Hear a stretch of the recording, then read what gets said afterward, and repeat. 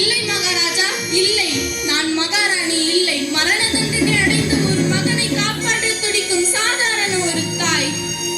தியாகவல்லி, உனக்குள்ள துக்கத்திலும் துயரத்திலும் என் துக்கம் எல்லளவும் குறைந்தது அல்ல. நீ ஒரு மகனுக்கு மட்டும் தாய் என்று பேசுகிறாயே, ஆனால் நானோ நாட்டு மக்களுக்கெல்லாம் தலைவனாகவும் காட்டில் வாழும் விலங்குகளுக்கும் பிராணிகளுக்கும் தந்தையாகவும் விளங்குகிறேன். ஒரு புறாவை காக்க தன் உடலையே தராசில் வைத்த சோழ பெருமன்னர் சிபி சக்கரவர்த்தியின் வழியில் வந்த மன்னன் நான். சமநீதி சட்டத்தை காக்க வேண்டியது எமது கடமை அல்லவா? போதும், நிறுத்துங்கள். தாய் பசுவின் கண்ணீரை துடைக்க நினைத்த நீங்கள் இந்த தாயை கண்ணீரில் கரைக்க துணிந்து விட்டீர்களே.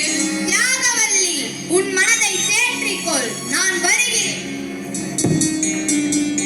அழாதீர்கள் அம்மா, அழாதீர்கள். நீதி தேவதை போல் வருகிறார். எனக்கு நேரமாகிவிட்டது. விடை கொடுங்கள் அம்மா.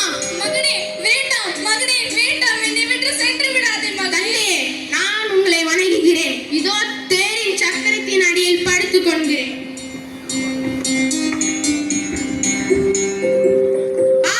அம்மா!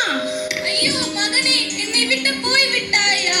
உன் சாவை காணவா நான் இங்கு வாழ்கிறேன்? தவமாய் தவமிருந்து பெற்றேனே.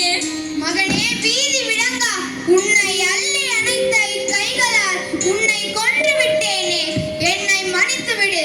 தாயே கோமாதா, நீ அனுபவிக்கும் இந்த புத்திர சோகத்தை வாழ்நாள் முழுவதும் நானும் அனுபவிப்பேன். தாயே கோமாதா, இதற்கு ஈடாக வேறு எதையும் கொடுக்க முடியாது. இறைவா, பெற்ற மகனை தந்தையே கொல்லும் நிலைக்கு கொண்டு வந்து விட்டாயே. இதுதான் நீதி தவறாமல் ஆட்சி புரிந்த மன்னனுக்கு விதித்த விதியா?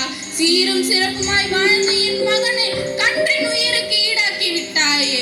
தாய் பசுவின் கண்ணீருக்கு கரைந்த உன்னுள்ளம் இந்த தாயின் அழுகைக்கு நீ கரையவில்லையே. என் மகனை பிரிந்து இனி நாங்கள் எப்படி வாழ்வோம்? மன்னா, கவலை வேண்டாம். உன் நீதி பரிபாலனத்தை சோதிக்கவே இந்த பசுவின் கன்று கதையை நான் நிகழ்த்தினேன். கவலை வேண்டாம். வீதி விடங்கனும் தலைமை அமைச்சரும் உயிர் பெற்று எழுவார்கள். வீதி விடங்கா, எழுந்திரு. தலைமை அமைச்சரும் எழுந்திரு. கன்றும் எழுந்திரு.